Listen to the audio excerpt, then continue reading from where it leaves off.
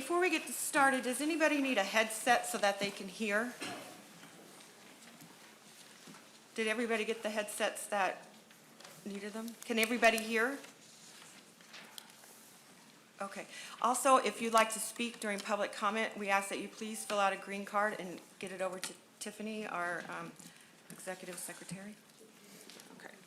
All right. So first off, I'd like to welcome Joe Urban with Kirk Kuth, and he is the attorney representing the board, and he's going to speak to us this evening. Yeah. Yes, Okay. please.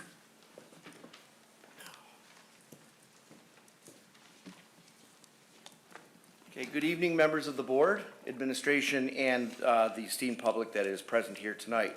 I'm just going to go over a few items related to the Open Meetings Act with regard to public participation and comment. The East China School District greatly appreciates feedback and engagement from our community as part of our shared commitment to student success and continuous improvement as a district. Input and feedback from the community makes the district stronger. Families, staff, and community members are reminded of established board guidelines for public comment during school board meetings. These guidelines are in place to maintain a civil, respectful atmosphere where all have the opportunity to participate, listen, share, and have the chance to speak if they so choose. In order that all community members have time to speak, those wishing to speak are required to complete a sign-in sheet. That's the green card that we just heard about. These cards are available in the meeting room entrance. They're right back there, I think, to the right of the doorway. I saw people filling them out prior to the start of the meeting. This allows us to follow up with individuals as necessary. Letters from those not in attendance can be submitted to the school district prior to the meeting, and while these letters will not be read aloud during the meeting, they do become part of the official record and will be reviewed and considered by the school administration and the school board. Videos may also be submitted into the record and can be transmitted to the administration, but they will not be played during the board meeting. Each person who signs up for public comment is given 5 minutes to speak, cannot cede their time to others in attendance. Inappropriate conduct such as yelling, name-calling, or engaging in uncivil or aggressive behavior is not permitted and will not be tolerated. The school board meets to conduct the business of the district and discuss continued efforts to best serve the school district and the school district's stakeholders and the community, and that makes it critical to create a civil and respectful venue for public comment that does not impede the important business of the school board or discourage others from attending or participating in board discussions or public comment, period. Thank you very much for your attention tonight. Thank you. Okay, items of interest, recognition, and inquiry, Board of Education members. Anybody? I did. Okay, Yeah. Jessica. So this last week, I had the pleasure to attend the St. Clair Middle School band concert, and I am always in awe of these teachers. These are students that come to them and say, I want to play a tuba, and they teach them to play a tuba. And these concerts are just beautiful to watch. I unfortunately didn't get to see the choir concert, but it's the same feeling I get, that they take just regular students and turn them into these artists. And if you ever have the chance to do it, I would highly recommend just sitting in on one of their concerts. It's just a pleasure to watch. And I really thank our teachers for that time that they spend with these kids. Thank you. Anybody else? I'd just like to wish everybody a very safe and happy holidays. Mrs. Cybulla? I wanted to mention an event that I was able to attend last week, and that was the memorial holiday service given by Bell River Elementary and Mrs. Robin Smith-Herr. It was a beautiful ceremony in honor of Michelle Drum, who they lost last year, and the students' voices were loud and beautiful, and the candlelight song that they sang in honor of her was quite moving. So thank you to the Bell River staff for putting on such a beautiful concert in memory of Michelle Drum. And Merry Christmas and Happy Holidays to everyone. Is that all you had? Yep, everybody good? Okay, so we'll move on to our academic spotlight, St. Clair Middle School. Denny Borsey, the principal, is here.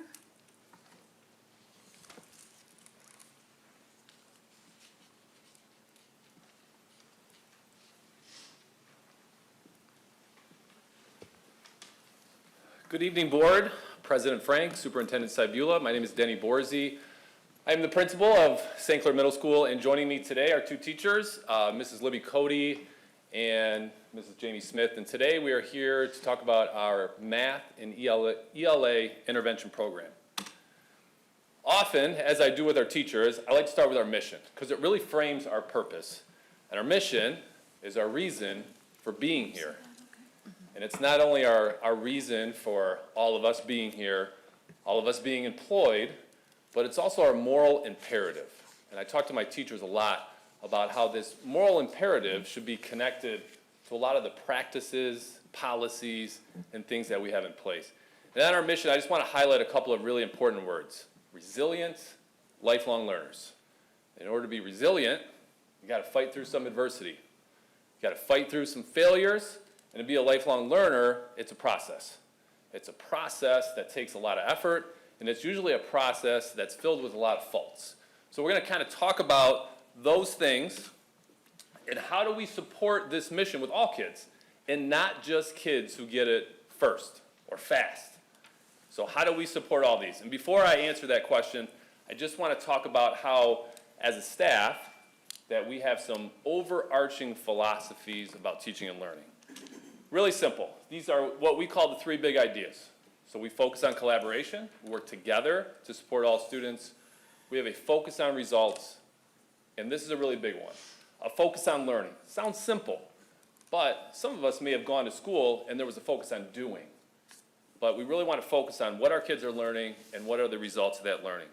To go along with that, we have these 4 critical questions that are connected to our professional learning communities. They're really simple. What do we want all students to know and be able to do? And that is a question that our teachers have really done a great job answering during our early release time and our late starts over the last year and a half, of really getting into the curriculum, identifying the essential learning standards, unpacking those into learning targets so that we're really, really clear on what we want students to know and be able to do. The next question is, how do we know they learned it? What are we doing to check for understanding? What sort of formative assessments do we have in place so that we know kids are learning it? And here's really what the most important question is, and a lot of what we're going to focus on today. How do we respond when students don't learn? Whether that's 1 kid, or 2 kids, or 15 kids, what do we do when kids don't learn? Some of you may experience, well, the train keeps moving, and catch up. But we're going to talk about how our interventionists strengthen this through really focused instruction and support for all kids. So first up, let me talk about just kind of like a 30,000-foot view of their roles and responsibilities. A really, really important one is that they collaborate with the classroom teacher. That's really, really important. Mrs. Smith and Mrs. Cody, both classroom teachers, both have their own classrooms, and it's a big shift to have your own classroom and your own students and come out of that environment and then play a supportive role where you are working hand in hand with somebody else's students and somebody else's classrooms and somebody else's expectations. So what we're really going to focus on today are 2 ways in which our interventionists support our classroom teachers and students. One is a push-in support that helps at the Tier 1 level, and one is a pull-out support that helps at Tier 2. So I'm going to bring up Mrs. Smith, our math interventionist, to talk about our Tier 1 and push-in supports. Good evening. Tier 1, to understand this a little better, you would want to understand Tier 1 and what it means. Tier 1 is a high-quality core instruction for all students. So you'll see that it's on the bottom of that pyramid, and it is representing 80 to 90%. So that's like all of our students in a classroom setting. So the math department has done a really good job of knowing their essential standards, and they also are really good at knowing what kids need and are able to do. So that's made my job easier as I push into the classroom. The best intervention is prevention, we've found. So if I can move into the classroom and work directly with them, I'm able to work with all the class, and then there's 2 people in the classroom at a time. We don't need a data point here, so it's very informal, through a lot of informal discussions with the teachers to kind of find out what areas they need the most work in. And so that's been really helpful for me to get into the classroom on a timely basis. During this push-in model, I usually go in right at the beginning of the hour and stay for the whole time. One of the teachers I work with a lot is Tricia Schweiger. She's a 7th grade math teacher, and that's what I taught for 20 years. So both of us have been teaching for a long time, so we're able to bounce ideas off each other, and we kind of have a basic idea of the areas that they're going to need trouble with, or have trouble with, I should say. So that way, I kind of have an idea of what days are the best for me to go in, and she'll invite me to come in some of those topics like fractions or slope that I was working in with last week, so that both of us are in there to help all the kids at the same time. It works very similar to a co-teaching model where we're both in there for the whole time, and we're able to give kids immediate feedback right away. When we see somebody that needs help, we can get to them faster. So sometimes I'll teach the lesson with the teacher, or other times I'll just be working with a small group off to the side that might need a little extra support. Or sometimes we do what's called parallel teaching, which is working really well for that grade level in her classes, where we'll teach the lesson together, and then during the homework time, I'll take half the class and she'll take the other half of the class, and we are just able to get to the kids faster as needed. We can reteach quickly, and so it's just working really well for that age group. The benefits of this model that we've found is that we are able to help kids right away and give them immediate feedback. So maybe they don't go up to that tier 2 level, so we catch them right away.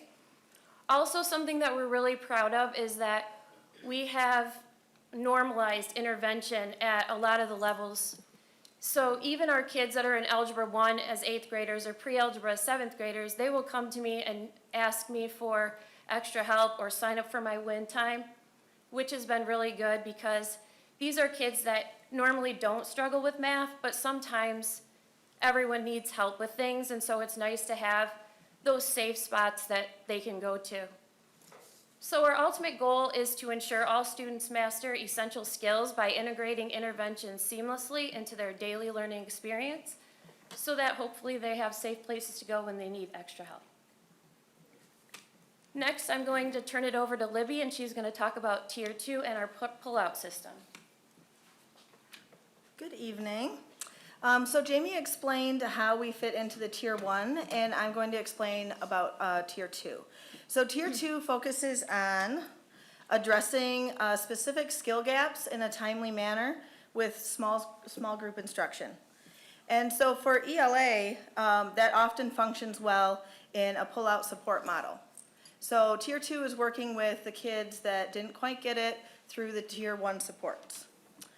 And so a pull-out support model means that I'm taking kids from their ELA classes or sometimes their electives, and I'm working with them in my classroom on a specific topic, specific lesson or skill that they were working on with their teacher in their classroom.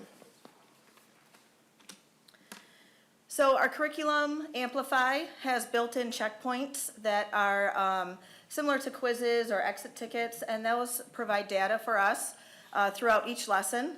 And so we have created a system where teachers refer to a data point and look at the kids who maybe need some extra support with that, and they're filling out a simple Google form to request that I work with these specific kids, and then I put them in my calendar and pull them into my classroom. And so then we can focus on something like the reading comprehension of a specific reading passage or something like that. So a huge benefit to this model is that we're working in a quiet, distraction-free environment in much smaller groups so they can get more individualized attention. We want to catch them up quickly so that they can keep up with their current curriculum. And I can also model strategies that they can apply to future lessons so that hopefully we're reducing the frequency of the needed intervention that they receive. So the goal with T2 is to equip the students with tools they need to succeed in their regular classroom by addressing gaps through targeted and intensive intervention.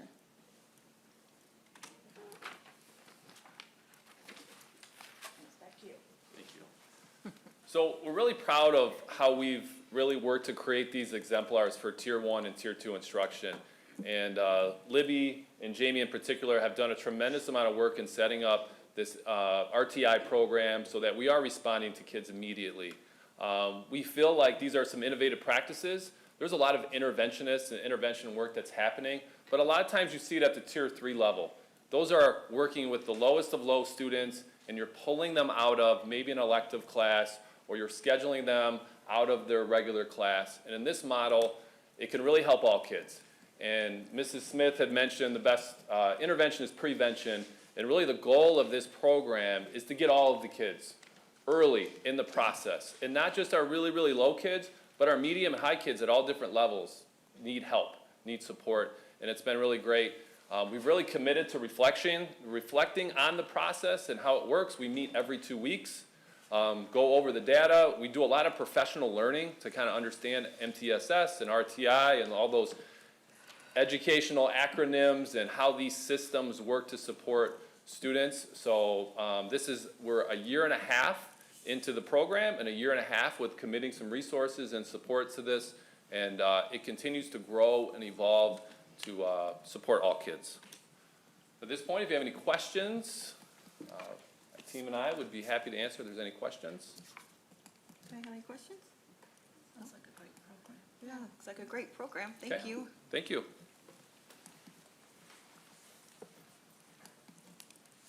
Okay, next up is our consent agenda. A motion is needed for the approval of minutes from our regular Board of Education meeting on November 25th, our special Board of Education meeting on December 2nd, and the approval of payment of bills, financial statement, and schedule of investments. Support. Are there any comments or questions? All in favor, please signify by saying aye. Aye. Opposed? Okay. We will move now into our department reports. Anybody have anything this evening? Good evening. I do not have a report this evening, but I would, like everyone else, just like to wish everyone happy holidays. Thank you. Good evening from the curriculum department. Just wanted to let you know that we are in the midst of planning for our upcoming January 20th PD Day with our teachers. We are bringing back the session option where our teachers get to select training options that fit their needs, and so we're really excited to get that finalized for the 20th. Thank you. Great, thank you. Good evening, and from the business office, we are working on our second revision to the budget for this year. This second revision will focus on salary and benefits. We've just completed, along with the personnel department, our open enrollment for employees with their benefit packages, so that changes things up sometimes. And then, of course, with keeping up with all the state updates that affect retirements and those percentages along the way. So that R2 is planned to be presented at our January meeting. So Okay. Merry Christmas. Thank you. Merry Christmas. Nothing from operations tonight. Okay, thank you. No new updates from the special education department, but wanted to wish everybody happy holidays. Thank you. From Technology, happy holidays, Merry Christmas, everybody. I do have a couple things I want to share. I was thinking the other night, we were at Parent Advisory, and I was asked to speak, and I'm like, how do you make technology exciting? Sometimes it gets kind of boring for people. So in my world, something we're looking forward to for the next semester is replacing a couple 15-year-old things that we're using. One, you've heard me talk about the phone system. All the parts are in for that. We were going to do it over Christmas break, but those parts were back ordered. Everything's in, so I'm looking forward to working on the plan and getting a new phone system in district-wide next semester. We're also going to be replacing our help desk system, which is going to be a district-wide, which includes maintenance and technology, incorporating our assets, our technology items. So those are things that we're looking forward to. But again, Merry Christmas, Happy Holidays, all that good stuff. Thanks, Craig.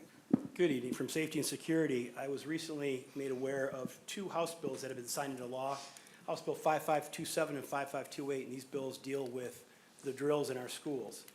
Specifically, there's added language with regards to cardiac emergency response. 5527 just added in cardiac emergency response among the drills that we're required to do, which include fire drills and tornado drills and lockdown drills, et cetera.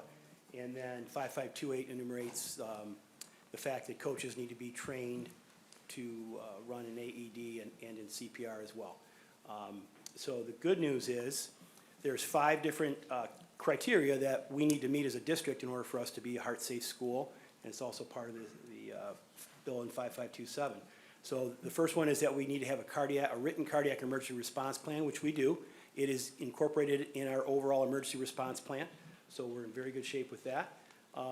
We need current CPR and AED certification for at least 10% of our staff and 50% of the coaches, including 100% of head coaches and physical education staff.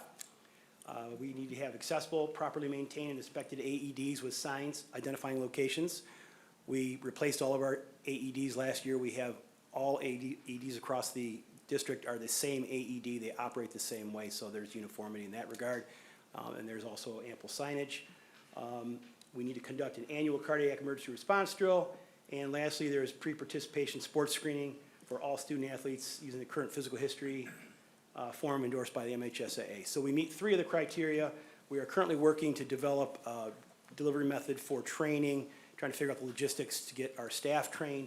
And once we accomplish that, we will run a drill. The good news is this starts the next school year, so we're ahead of the curve. And I expect that we'll be right on task when it comes time for us to take care of this, the drill. Okay, great, thank you. Thank you. Okay, our information and discussion items, the bond 2020 update with Ak. Lisa Bondi wasn't able to be here this evening, but she'll be back with us in January. Okay, all right. Then we'll move on to our ECEA Making a Difference.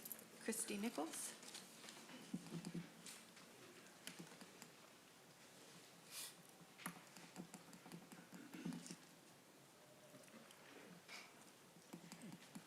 Good evening, everyone. My name is Christy Nichols. I'm a teacher at St. Clair High School, and I am proud to share with you on behalf of the East China Education Association just some of the things that teachers are doing in their classrooms that are making a difference. I asked the teachers a couple months ago if they would share some slides, and so these are just slides that teachers have volunteered and made for me to share with you today. So Marine City Middle students with grades of 70% or higher in all classes and no disciplinary referrals were invited to attend a field trip to Blake's at the end of the first quarter. Mrs. Dunn's 7th graders at Marine City Middle School made brain hats to help them understand their brain science unit in the new ELA Amplify curriculum. They learned a lot about how Phineas Gage's accident helped scientists better understand brain structures and function. Then students applied what they learned to consider why adolescents behave the way they sometimes do. Miss Westrick's 6th graders at Marine City Middle School designed board games using the design process. Automation and robotics students at Marine City Middle School designed dragster cars, interactive pet toys, moving road signs, and elevators. Automation and robotics students at Marine City Middle School designed the same thing, just more pictures. 4th graders learned to code Ozobot robots. Hope I'm pronouncing it correctly. AP Physics students at the Innovation Center used flying pigs to design an experiment involving circular motion. B, the Reading Rabbit, Mrs. St. Albans' 2nd grade class at Gearing Elementary. In Mrs. St. Albans' 2nd grade class at Gearing Elementary, students are organized into class houses, creating a collaborative environment where they work together to demonstrate positive behavior throughout the school day. Students earn tickets throughout the day for good behavior, making good choices, staying on task, acts of kindness, or helping another student out. At the end of the week, the tickets are tallied, and the team with the highest total is rewarded with the opportunity to read to Bee the Bunny. Each of those students gets to read Bee a story and feed her some carrots. The kids absolutely love getting to spend one-on-one time with Bee, and Bee really loves hearing a good story. St. Clair Middle School 5th grade, Mrs. Bakers and Mrs. Jex. For the past few years, award-winning author Elaine Adams has hosted a nationwide kids original writing contest where students are given a creative writing prompt and tasked with writing their own original stories. The winner of the contest will have their story brought to life with an animated film created by Elaine Adams Studio. Election Day in Mrs. Cobine's and Mrs. Schroeder's 2nd grade room.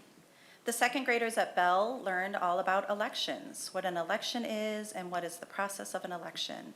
Students were introduced to their 4 candidates and were able to find out what they were all about. Then they voted for their favorite candidate and tracked the votes. For World Kindness Day, Mrs. Flasher and Mrs. Mychek's fourth graders at Palms spread kindness to the community by making and delivering cards to residents of River Bend's community in East China. The Marching Saints of St. Clair High School performed in America's Thanksgiving Day Parade. There are 115 students in the marching band. Mrs. Hannon brings her therapy dog, Suna, to St. Clair Middle School twice a month during her prep to visit with students. Suna and Ms. Hannon are part of the Love on a Leash program. Suna puts a smile on everyone's face. Friendsgiving. The St. Clair High School Trailblazers planned, prepped, and cooked a full Thanksgiving feast for their links. Full bellies and lots of smiles were had by all. In the corner there, you can see Simply Silverware donated the utensils made by the work-based learning students. Book tastings and literacy legacies in Mrs. Bocano's ELA 9 and 10 classes. Thought I had something for that, but I don't.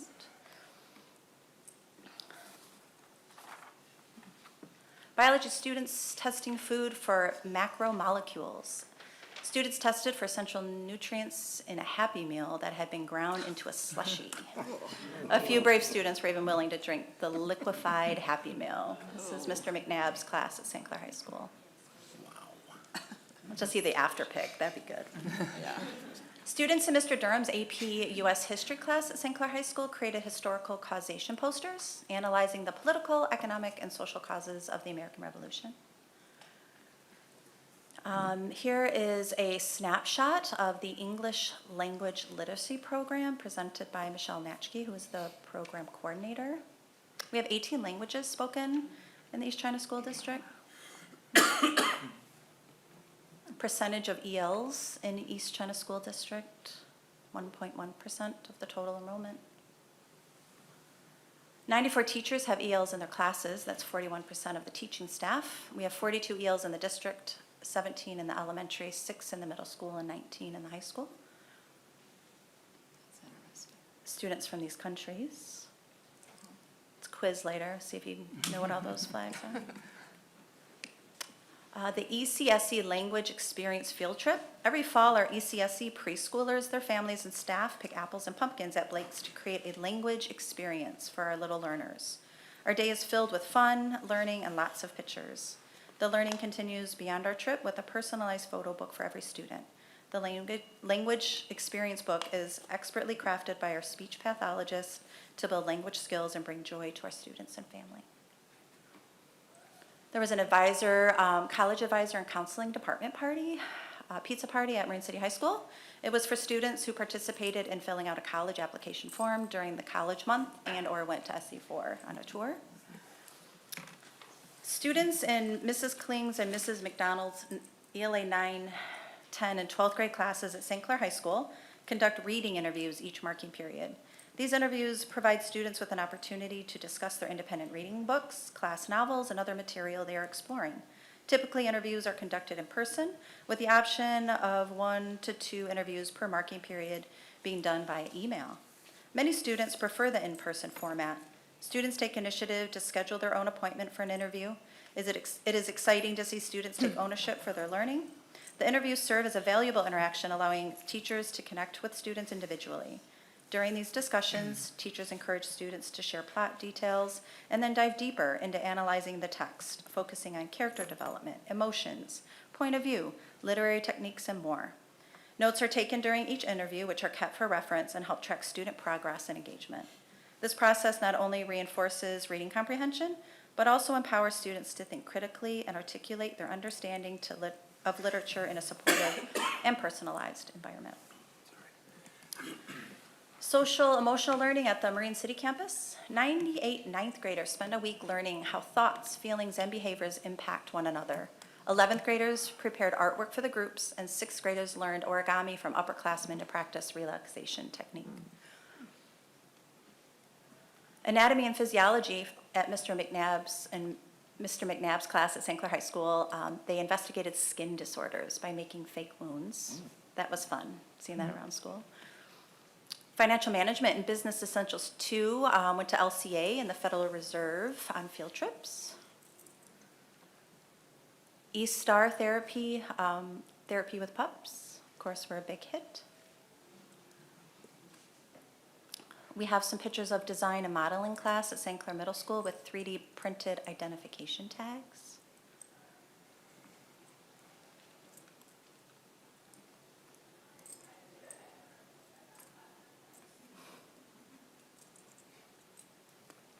And these are photos from Introduction to Engineering Grade 6, student design board games, and 3D printed game pieces.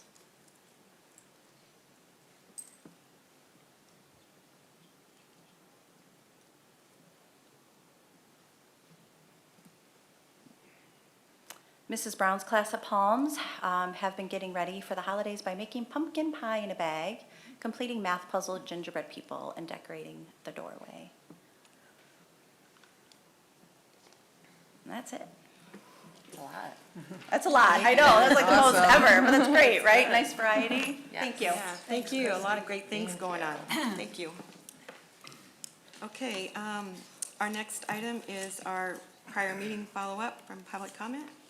Yes, thank you. I have two updates from our prior meeting in November. The first one was the sidewalk on Cox Road. There was a question asked about when that was going to be completed, and I got an update today. The sidewalk was financed through a TAP grant, and it's going to be constructed entirely on the west side of Cox Road. And the timeline is that the bids will go out in February. In March, the bids will be awarded. Groundbreaking will begin in mid-March, and for construction completion to be in the early to mid-June of 2025, so it'll be ready for the start of next school year. The other update I have, it was mentioned during public comment at our last meeting about agendas for Board of Education meetings. In reading from page 6 of the Open Meetings Act, a public notice of a meeting need not include a meeting agenda unless the notice is for a public hearing. That public hearing would need to be for three things: budget hearing, hearings on bully policy modification, or sex education curriculum hearings. We try to get the agendas out as soon as we can, but they're always being developed. But I just wanted to be clear that we don't have to have it out prior to the meeting, but we'll do our best to do so. Thank you. Okay, thank you. Okay, now we'll move into our public comment period of the meeting. This portion of the agenda is for citizens to address any questions or comments to the board. The board will listen, take comments and questions under advisement, but not respond at this time. Your questions will be referred to the superintendent. I please ask for you to be respectful. Limit your comments to 5 minutes. If anybody wants to speak but hasn't filled out a green card, please do so now.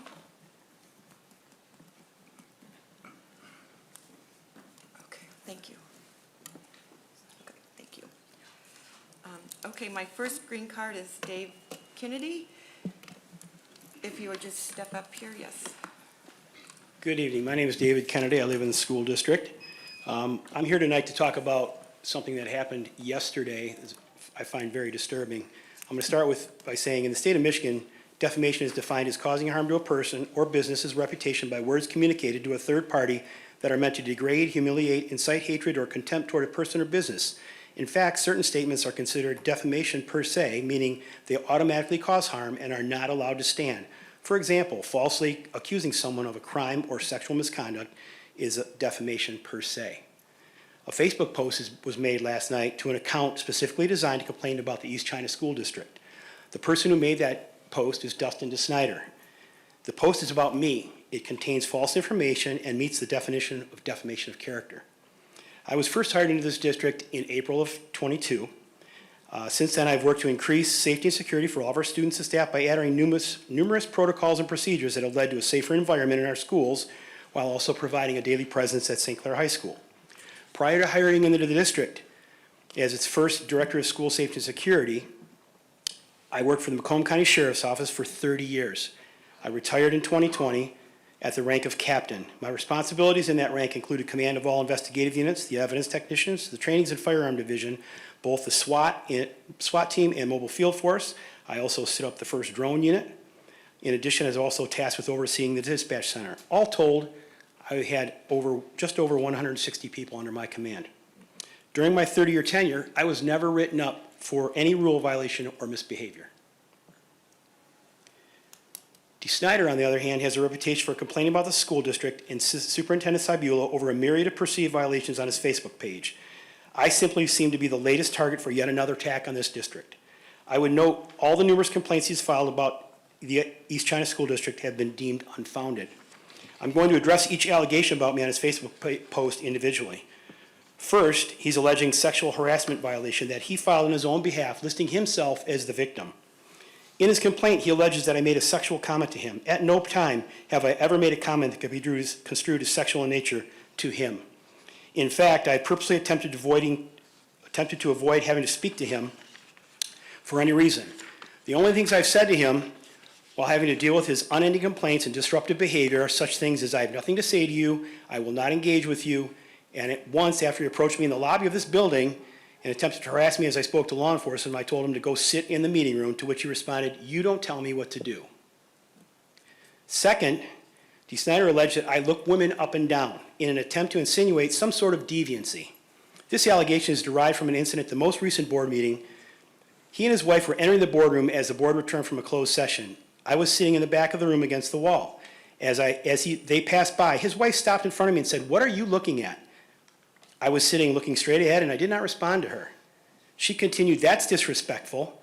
I believe her actions were done purposefully to attempt to fabricate yet another complaint. There are witnesses to this event who can corroborate the fact that I was sitting down looking straight ahead, as well as her behavior. Last, during one of my first board meetings held at St. Clair High School, there was a subject who was complaining about the closure of Riverview East School during the public comment section. The man continued talking and repeating himself about the district's unjust action of school closure. His diatribe continued for an extended period of time. I approached the man from behind where he was standing, and as I arrived at his location, I touched his left elbow with the fingers of my right hand to get his attention. He immediately jumped away from me and exclaimed, "Don't touch me!" There was no attempt on my part to control his movement. I simply wanted to get his attention in order to ask him to stop speaking, as he had spoken in excess of 5 minutes. I believe there might be a video of this incident. It's obvious that D. Snyder and his wife have an axe to grind with the East China School District, and I will not stand idly by and let him defame me in an attempt to cause damage to my reputation and the school district. I'd like to thank him for making it so easy for me to gather evidence necessary to move forward with a lawsuit for defamation. I'm demanding that he remove his Facebook post along with posting a retraction to include an apology. I have spoken with legal counsel, and I will pursue defamation of character against him if he continues to post such blatantly false information, or in simpler terms, lies. Thank you. Thank you. Libby Prill.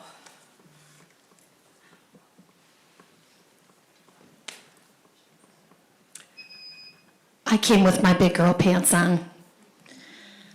Through the Parent Advisory Committee, we were told that an attorney might be present here tonight to talk about, whether a letter could be read by the board or by another member during public comments. So I actually came prepared to kind of rebut that. And on the record, I just want to say, if during the course of my respectful free speech, I choose to quote someone from a letter, I am not breaking the law, and it is perfectly legal for board members to read letters from the public unless a written prohibition is adopted in board policy. So you may choose not to read those letters, but there's nothing prohibiting you from reading those letters. I just kind of wanted to clarify that. I was at the meeting, don't remember which month it was, when a parent showed you a photo of his son. No one said, no, don't show that photo to me. And apparently something was said at a parent advisory, PTO, something about that really parents should not be, approaching or showing you these photos or, putting this up for display to you. But a parent showing you a photo of his disfigured son, maybe it turned your stomach, I don't know.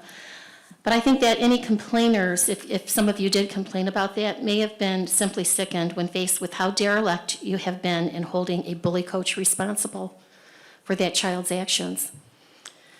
The optics, this is so hard for me to say to you. This really is. This is hard for me. The optics are that you are attempting to suppress free speech to stop public criticism. And you can't face the guilt of what your lack of address did to a student and the resulting condition of that student. You're responsible for that. There needs to be accountability, and I haven't seen that. I think that I shake my head, though, most of all the issues that this district has chosen not to address on social media over the years. You chose to take an employee disciplinary issue to the public. Now, for the most part, I've stayed out of that. You know, I'm friends with some of you. I really did not want to get involved in it. But I feel, you know, retiring after almost 30 years of service in a school district and a school district legal business office where I handled a lot of litigation, I'm really shocked at what I saw displayed on Facebook this morning that was issued by the school district. I am dismayed at the ongoing mismanagement of school issues, and this goes back all the way back to how Riverview was rolled out, and you're well aware of how unhappy I was as a board member myself at that time, of how inappropriately that was handled, and the controversy, the resulting controversy that that caused in this community lost us the sinking fund. Bottom line is that's cost us, and we're still paying for it. No matter what has occurred, you know, I believe that there's three sides to every story, okay? Your side, their side, and then whatever lies in between. But there is zero question in my mind whether the teacher that is in question is being harassed. She's definitely suffered harassment and retaliation.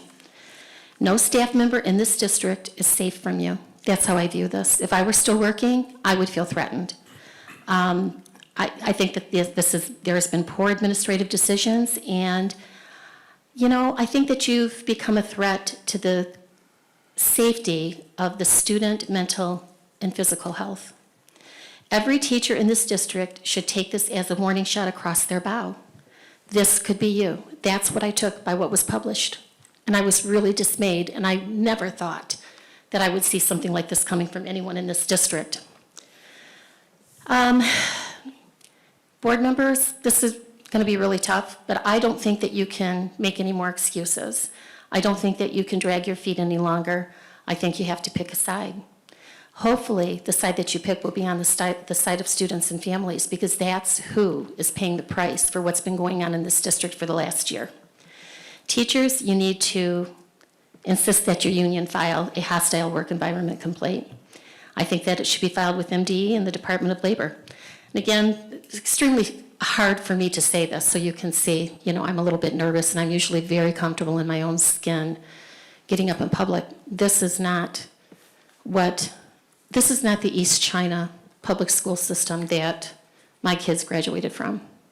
And I'm extremely disappointed in what I've been seeing. You need to step up, and you need to do your job, no matter how hard it is. Thank you. Thank you.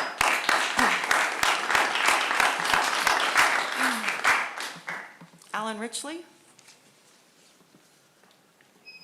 Unlike Libby, I'm not as scared to, you know, ruffle a couple feathers, but very well said, Libby. But earlier, one of the slides somebody had up, it said fight through something, but what they should have added is fight through being bullied by your superintendent. That was a nice dog and pony show, by the way, from the union, but maybe if they took half the time to throw that they did, throwing that together to defending their employees, we'd be in a different spot. I have a lot to speak about tonight, but from your superintendents, or as some say, Boozy Susie, I don't personally say that, but that's what other people say. She's used her office to bully school employees to direct violations of the law that I've personally witnessed, and I'd like to hear the attorney's opinion on that. I went to a dinner party for this charity thing in Macomb County. I'm not going to say who came up to me, but it was a pretty high-level politician in Macomb County, and they said, "How's Boozy Susie doing?" And I was like, you know, but anyway, I have a piece of advice. If you would have never have deleted that slurred speech commencement address that you did, I don't think it would have been as big of a deal. It shouldn't be a surprise that as president of this board, the president of this board is a known drunk. Well, I'm just saying from 2012, when I was campaigning with you, Remember at Sue's Coffee House when you drank that entire bottle of wine? But anyway, is your DD here tonight, Mike Frank? Is he here? No, I don't know. But anyway, oh, okay, very good. But anyway, we all have issues. Some of us are drunks, drug addicts. I personally have had a 33-year love affair with pizza, but that's besides the point. Maybe the whole commencement speech thing was truly audio issues, maybe. But this superintendent has been lying for so long and crying wolf, from calling the police to attend these meetings to intimidate people from speaking, to sending emails to staff calling into question their rights to freely speak. She also lied and directed staff to lie about the expiration of the sinking fund tax in order to cover for holding a stealth election. That's a fact. These tactics all point to desperation, and your most recent letter to a resident threatening them with an attorney, and apparently more people threatening tonight, with that letter, hopefully not at taxpayer expense, I hope not, but that letter was complete bullshit. And you know it, and you're a lying sack of crap, honestly. But if that ever makes it to court, that much will be clear. Your attorney mentioned, the other attorney that didn't know what he was talking about, not you, but anyway, Shouty, yeah, had lost authority, or it said that you lost authority. I hate to tell you, but in November, the voters of the school district sent the clearest of messages and the largest defeat of a millage vote in the history of the school district. That's what happens when you lie, cheat, and screw your very own employees over. You lost authority directly because of your pattern of behavior. 2 years ago, when I brought the senior members of this board a copy of the Constitution of the United States in Article 1, Section 5 of the state constitution, you obviously did not read them. You illegally denied a FOIA request this last week to me that I submitted for the Facebook page information of who was blocked last week. You attempted to illegally hold a closed session, you should tell the attorney about that, to bully an employee in October. The superintendent has committed multiple unfair labor practices. You illegally locked the exterior doors of this building during the last board meeting, public board meeting. Your security guard, what's your opinion on that? Your security guard has put his hands on parents for not filling out a green card. He also told someone to suck his you-know-what, and I saw the video. So bring that to court, I dare you. That's gonna be interesting. That's real professional. He should be out there protecting students in the schools, he's not the personal thug of your superintendent or the board.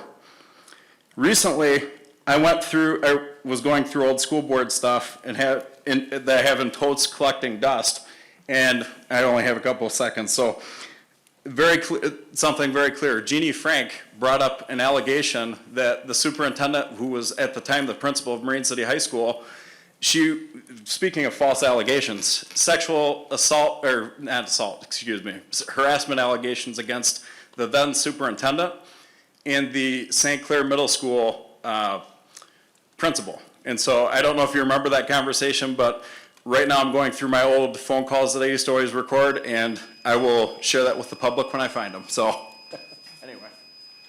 Thank you. Jeremy Miles?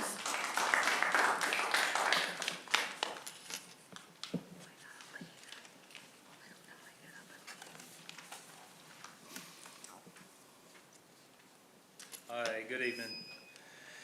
It seems that Marine City High School is condoning bullying.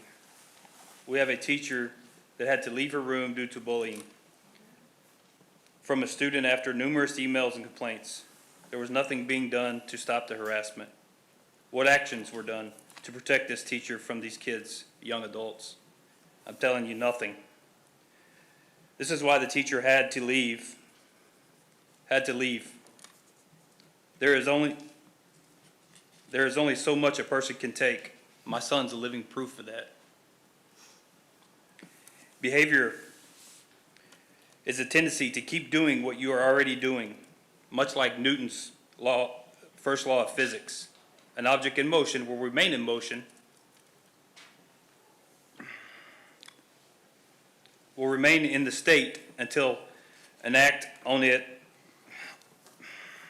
acted on by an opposite force. People tend to persist in a behavior until there's significant intervention. This happens This happened, except it wasn't the administration doing it. It took the teacher leaving, so these kids didn't learn anything from it. They will continue doing what they are doing through life. If it came to the point that the teacher had to leave the room, then there's a serious problem. Unlike the hall monitor, Darren Letson, nickname that the students give him, he is allowed to wander the halls and conduct personal business while his class is in the gym. This seems to be a double standard.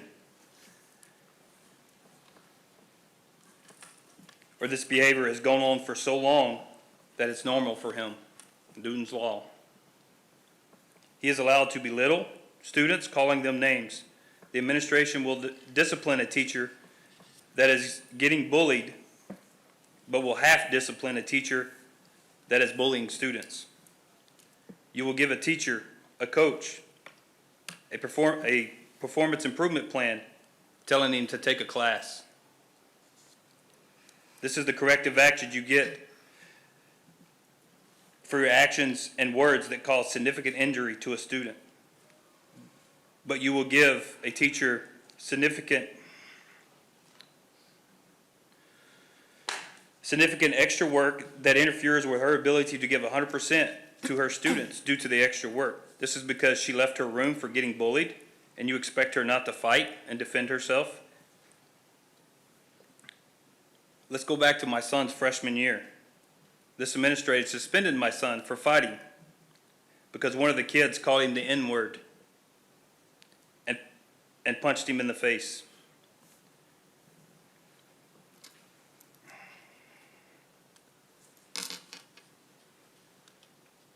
Their excuse for suspending my son was because they said that the kid didn't use the word in a derogatory manner. How do you not use that word in a derogatory manner?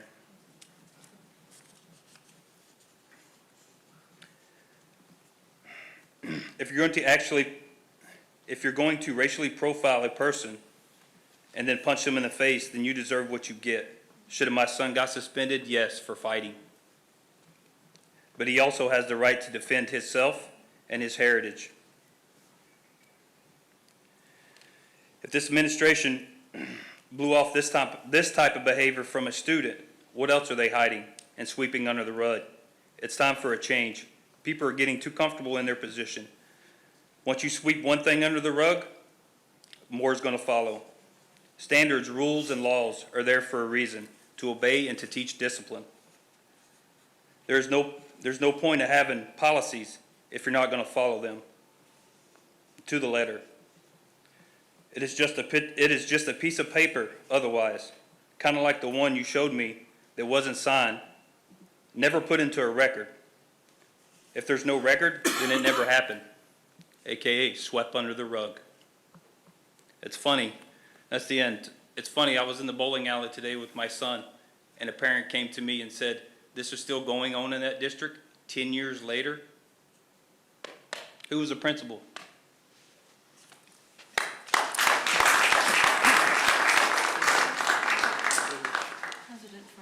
I have a meeting at 7. Okay.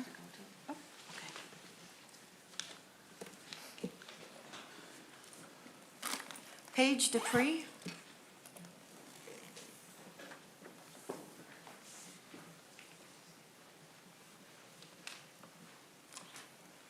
Hello, my name is Paige Dupree. Some of you may know me and some of you may not. I graduated from Marine City High School in 2017. My entire life I struggled with wanting to learn and wanting to put an effort into bettering my education. That is until I became a student of Laurie Gardner. Miss Gardner made learning fun, flexible, and easier to pay attention to.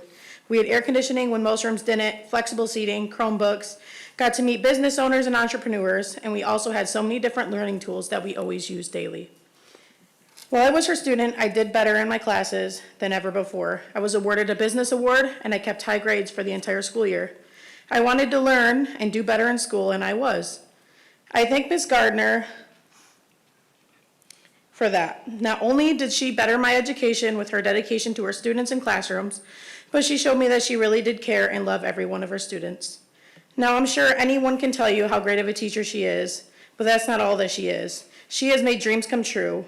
You see, I grew up in a very low-income family where my parents barely made it by. I had never been on a vacation, flew on a plane, or rarely left Marine City. Ms. Gardner was taking students to Disney, and going would have been a dream come true. But I knew my parents wouldn't be able to afford it to send me.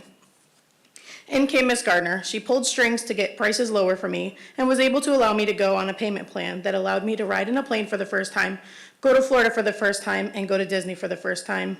My dream truly came true. In regards to the disciplinary action given to Ms. Gardner, I know it is wrongful. Ms. Gardner is the best teacher I've ever met and doesn't deserve any unfair treatment. I ask that you please look at the impact she has on all students in the community and reconsider the poor decisions that have been made in regards to her job and, more importantly, her reputation. Thank you and Merry Christmas. Thank you. Heather Segura. Hi, my name is Heather Segura. I'm actually a recent graduate of Marine City.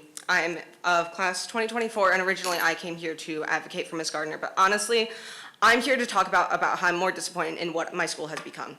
Marine City is not the same school that I came to. It's not the same school that I graduated from, and quite frankly, I'm really disheartened by that. I would go as far as to say that you people are kind of killing what made Marine City, but like, it's not an exaggeration. You guys are getting rid of anything that could have possibly helped us as students. You're taking that down and you're replacing it with things that you think are better, but it's not nearly as good as what it used to be. Like, as a student of Ms. Gardner, I had her for my first 2 hours of every single day, and she made it fun. She made it interesting. I loved being in her class because she made it personalized. Whereas I went to sorry, I'm very nervous. This is my first time being here, but thank you. But as I would go from my first 2 classes of really just connecting with the people around me, people who I didn't know, being the only senior in like a class of kids who I didn't know, I was very cooperative, I was collaborative. She made it easy to work with other people. She made it nice to be in a classroom environment.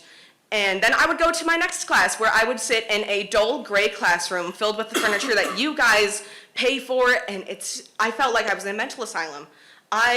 None of this innovative furniture that you guys have out now is found in your classrooms.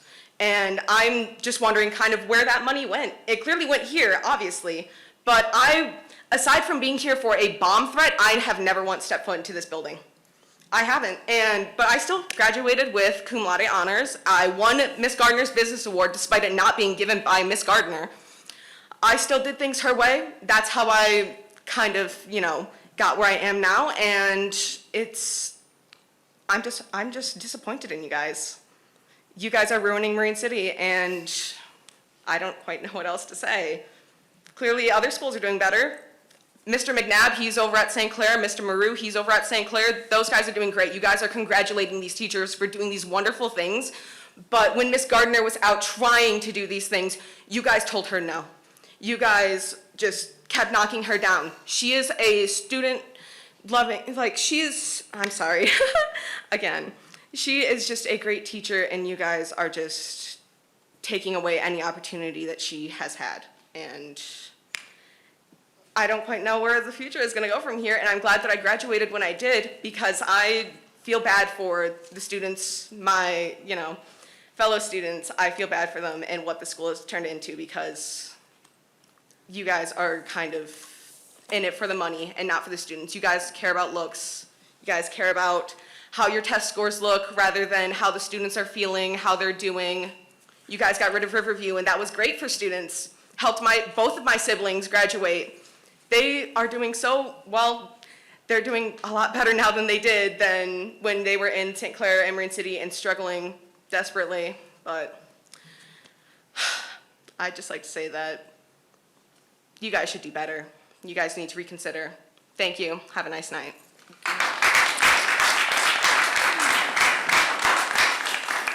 Kayla DeSnyder.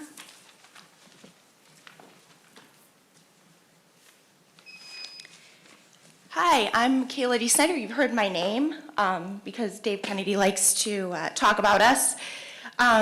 I'm not even gonna address that because Alan addressed it. And if you think that it's appropriate for somebody who works for you to say those things to somebody, which we have witnesses and a recording of it, go ahead and think that's acceptable.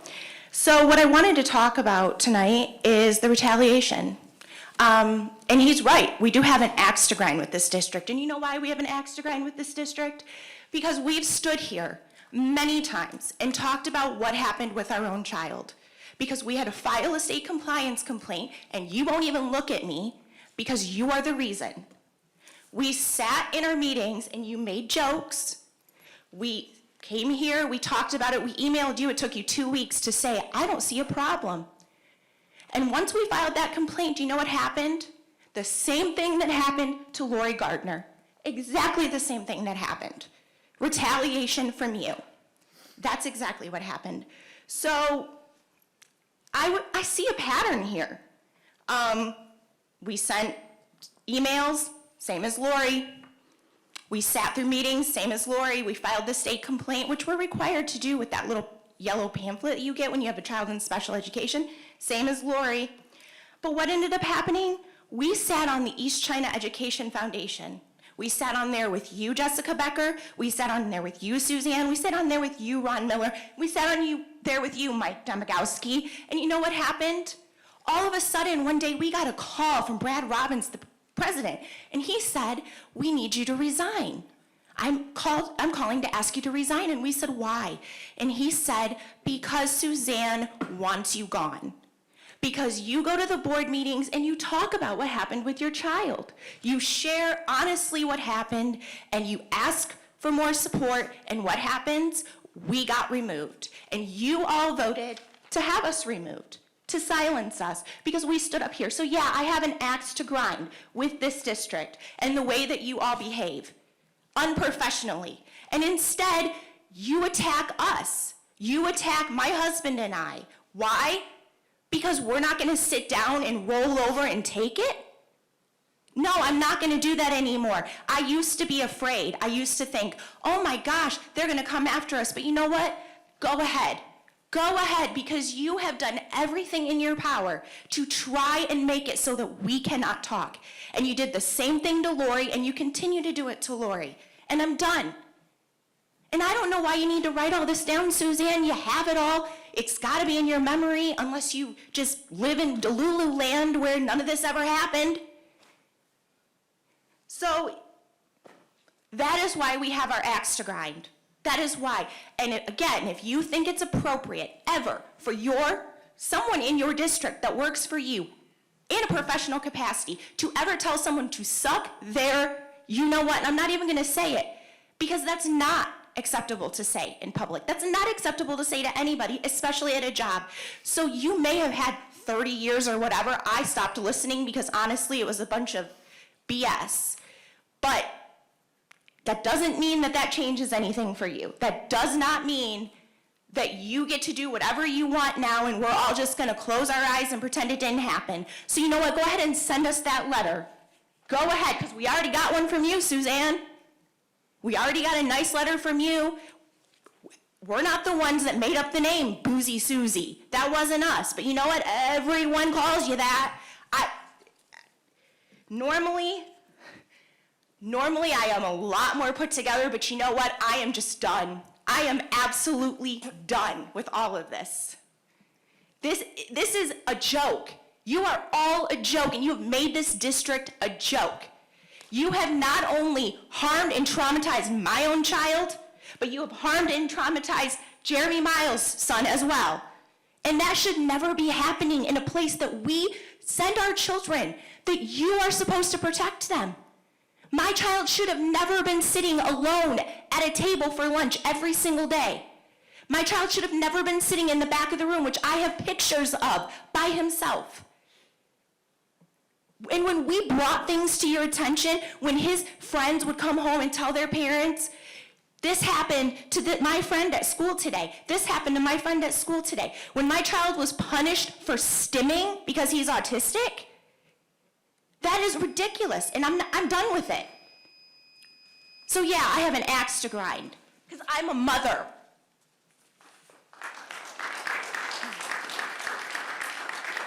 David Martin. Hi, my name's David Martin, and I'm reading this on behalf of my wife who couldn't be here tonight, Lauren. She'd like to address Just two one concerns. second, sir, just 1 second. Just so the record is clear, you get 5 minutes whether you read the letter or add public comment, but you don't get 5 minutes and 5 minutes. Right on. Okay. I'll get through with that. I'd like to address two concerns that I have with the board tonight. One is the ongoing issue with Ms. Gardner. The other is the board's procedure on how it chooses to communicate or not communicate with the public. In regards to Ms. Gardner, I'm gravely concerned that she has now been, how she's been treated throughout the course of this past few years, but most recently with the issue that arose from the disruptive behavior of threatening students. From the furniture fiasco to inadequate education for her child, to this nonsense of a situation that she's in now, she suffers some serious injustices that should simply not be overlooked. I understand that most of the circumstances are building level and are not up to the board to manage, but we're clearly at the point where something different needs to be done. I strongly encourage each and every one of you to reach out to Ms. Gardner and simply have a conversation with her about how everything that she's been going on. Ms. Gardner deserves to be heard. She deserves to be helped and supported by administration, by the board, by the union, by her peers. It's no secret that Ms. Gardner is an exemplary teacher, a huge asset to the district. She has an entire community standing behind her, supporting her, watching how the situation is unfolding. We're disappointed to say the least, but please seek legal advice, know your options to help her in this negative, unfortunate, quite frankly, ridiculous situation. Please take it upon yourselves to do what you know is right and fix this. As for the procedure the district has in regarding to respond to community members, I'm still just as frustrated now at the procedure as I was a year ago when I addressed it. Whether we are emailing the board or speaking at the meeting, it's a district's procedure, not policy, to not allow board members to speak or respond. It's the board's procedure to have the president or superintendent who will determine its best response, and then one of the two should respond. This practice is not acceptable. Our board members are elected officials. They are expected to behave as such.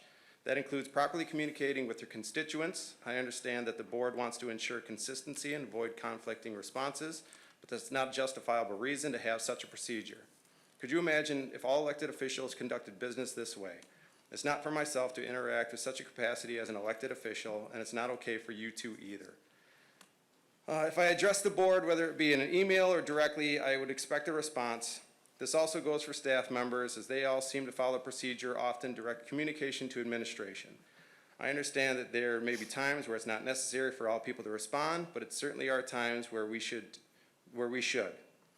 I would like the board to revisit this procedure and consider a much more open and transparent line of communication with the people that they represent. This situation has been going on. It's a terrible look for our board. It's a terrible look for our community, our schools. Nobody looks good in this. It's happening on your watch. Fix it. If she's not willing to do it, fix it. And if she's not willing to do it, fix it. Thank you.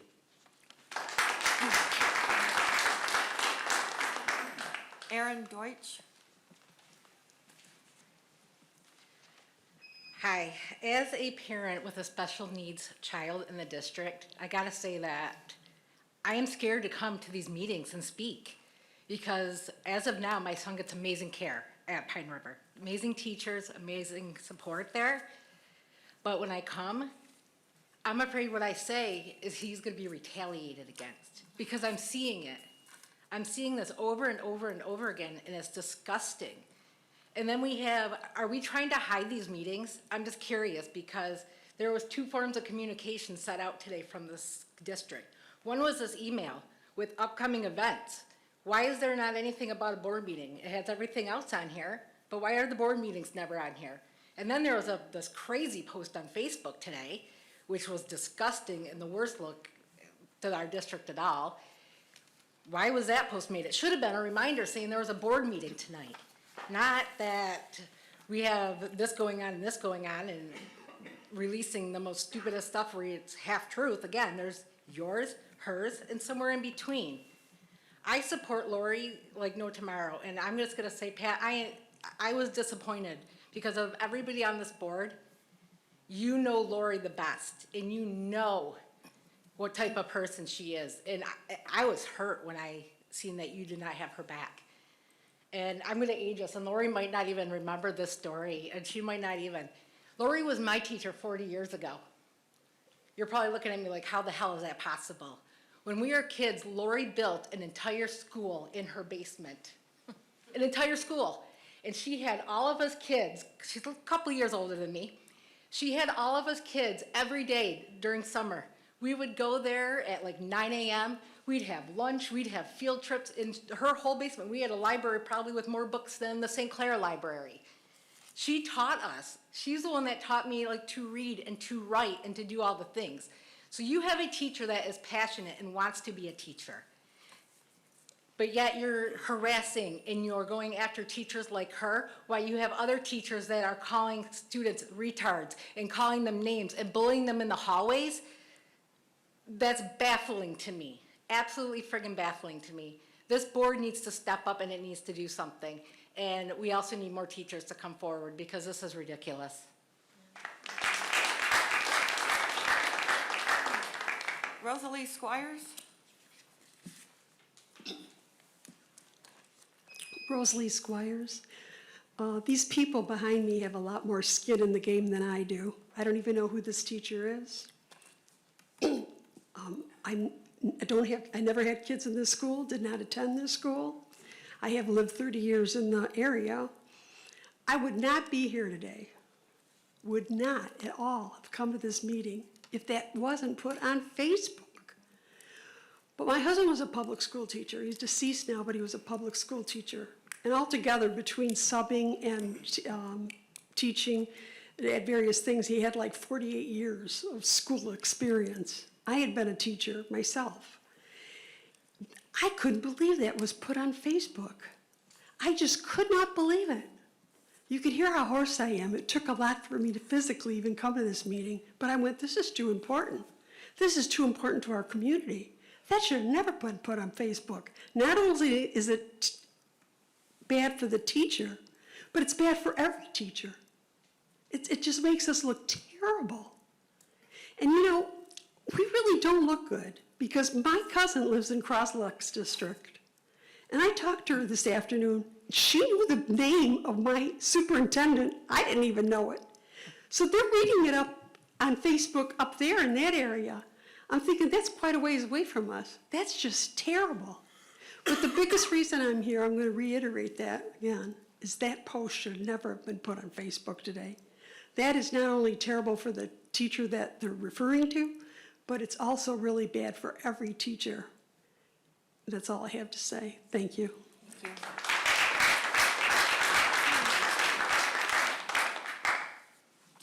Mike Hilfrank?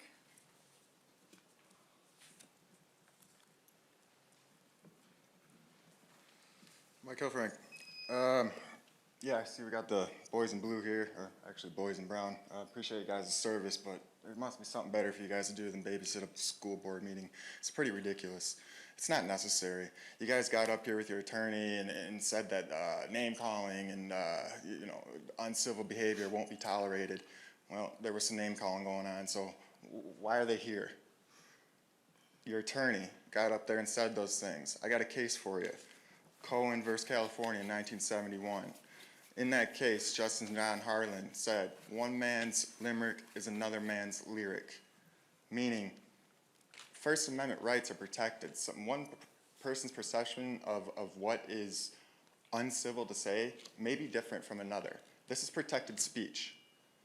Hire another attorney. Or maybe Ms. Cybulla over there needs to give better directions because it seems like she runs the show here.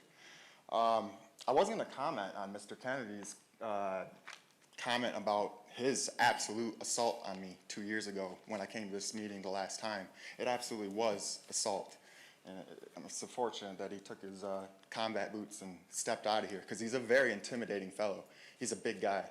And, there's two elements to simple assault. An act that would cause a reasonable person to fear or apprehend an immediate battery. And the second element is intended either to commit a battery or to make that person reasonably fear an immediate battery. I absolutely was in fear that night. I was in fear because Ms. Cybulla told that man to remove me from the meeting simply for trying to exercise my First Amendment rights. He does not have any authority to do that. He absolutely broke the law that night. I had people lined up in my Facebook messages, just, please help let us pay for a lawyer for you. But what's that gonna do? That's just gonna sue you guys, and this is gonna take our tax dollars. What's the point there? So no, I didn't take that recommendation from those people. But that was absolutely true, and that was assault, and he is lucky I didn't press charges. As far as the overall absolute visceral reaction that I get from watching these school board meetings and watching the nosedive that this district has taken ever since Ms. Cybulla has taken charge, it is absolutely visceral, much in the same way that I would have of picking up a steaming pile of dog shit in the summer. Seriously. And the moniker that's so popular, the Boozy Susie stuff, again, another name calling, right? But that's our right to do. If that's people's opinion, that's what they're allowed to do. Now, I don't know what your drinking habits were, but I do know that day wasn't right. I don't know if you took an extra blue pill that day instead of taking a green pill or what happened. But you know you weren't right that day. There was no audio reverb. It was so bad you had to record your commencement speech for St. Clair's commencement.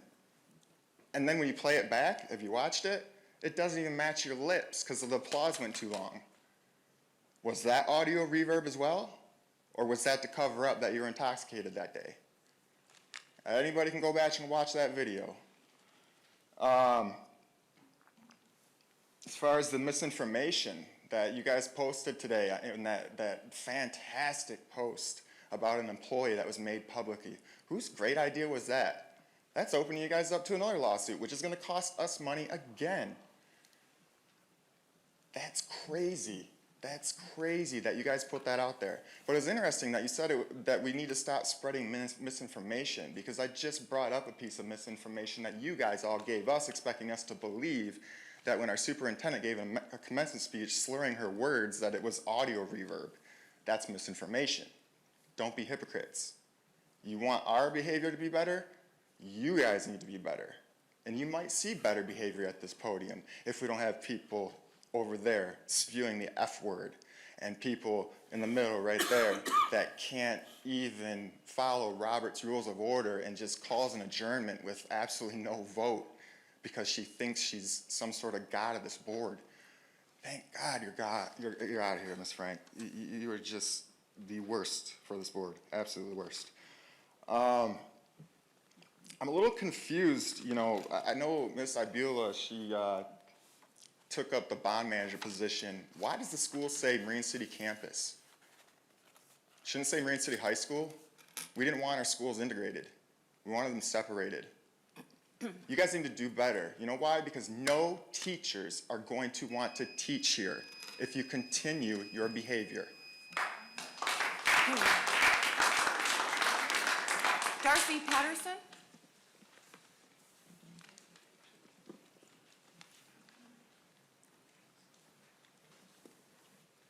Hi, I'm Darcy Patterson. I'm an employee of East China School District. I came in front of you guys in June, and I spoke to you about an issue I had and with work and people being hired and a favoritism going on, and then I was pulled into a meeting to try to be bullied into quieting down, and then I was retaliated against through work, and that after I refused to back down. I came to you guys and asked for help and information.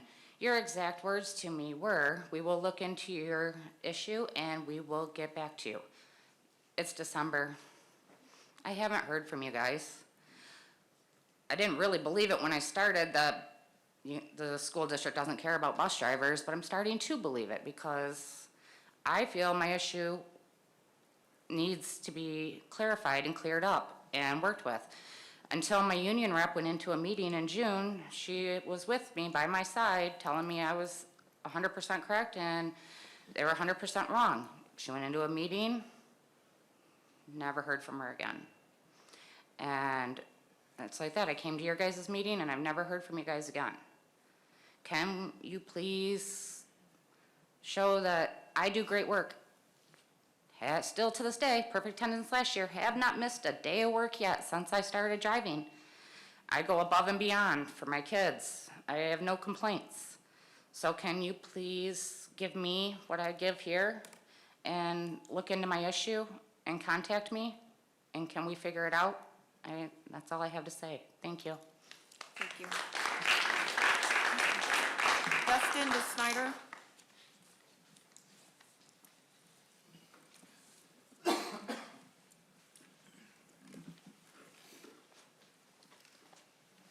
Hello, Dustin Snyder, also apparently the big bad wolf around these parts, because I speak up. Like my wife said, we had stuff go down with my son, and we saw the exact same thing happen to Laurie, and I won't stand for it. It's funny, it's not even my page. People come to me because I will speak up because they fear retaliation. You're gonna hear retaliation, retaliation, retaliation, but that's fine. I got broad shoulders. These board meetings, geez, oh Pete, we keep getting lawyer after lawyer saying how we have to act. Where is it on your side? You illegally call out employees. This is the first meeting that Suzanne Cybulla hasn't taken over parts of the meeting. She's not a school board member. She's supposed to sit there and shut her mouth unless she's asked to. They have their own little whispering sessions. Speaking for, I'm sorry, Mr. Attorney, what's your name? My name is Joe Urban. Joe Urban. Okay, see, I had a hearing device over there. I can pick up your little whispering sessions. You're thumbing through the green cards. You came to one, you stopped, you showed it to Suzanne, in exact words, sit tight. If it gets out of hand, I'll jump in. What did you mean by that, Mr. Urban? You're expected to behave during board meetings civilly. By speaking, it's our First Amendment rule. What did you think I was going to do? Drop kick you from 38 feet away? So, and you should also know, since you're doing all this legality, that you're not supposed to have your little sidebars during meetings. Correct? That's inaccurate. That's inaccurate? You can whisper to other people during public meetings? I'm not a board member. Oh, you get special laws. Yeah, okay. Because you're not sitting up there with the board right now. Okay, anyways, my thing's just with the board right now. Where are you guys getting your information? What's going on? We are being loud. Are people being heard? We have to resort to social media. We have to resort to all that. We've been here. I've done everything right in the last 4 years, everything. I went to a coffee with the superintendent, and I finally was able to ask questions after she dodged, and she dodged them again. Mr. Walling's like, that's not how we do stuff around here. That's not how you do it. I have banged my head every step down the way to try to do it the right way, but it gets nowhere. So board, are you even listening to people? Where do we have to go from here? You know, it's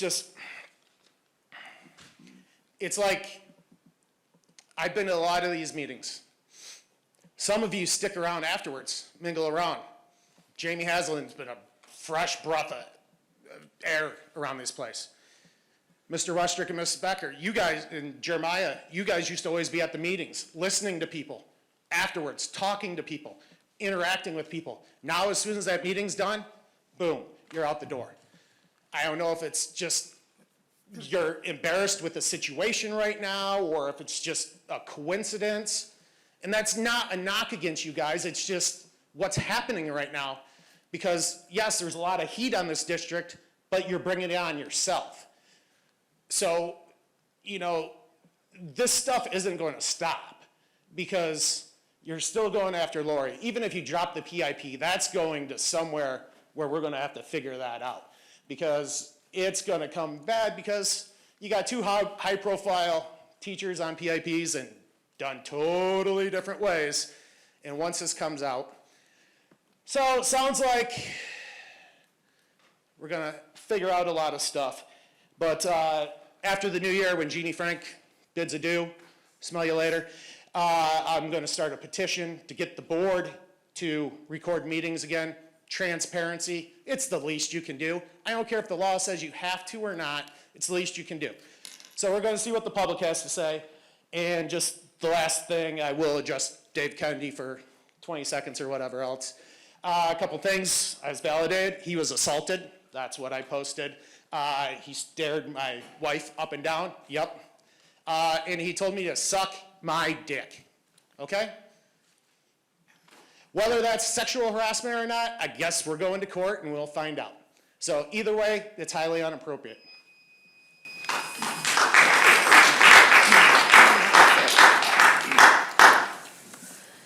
Okay, the public comment portion of the meeting is now closed.